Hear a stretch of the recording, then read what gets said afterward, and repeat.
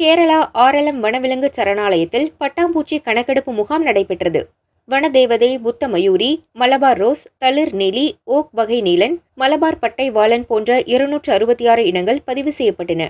5 நிமிடங்களில் சுமார் 12,000 ஆல்பட்ராஸ் பட்டாம்பூச்சிகள் இடம்பெயரும் நிகழ்வு ஆவணப்படுத்தப்பட்டுள்ளது.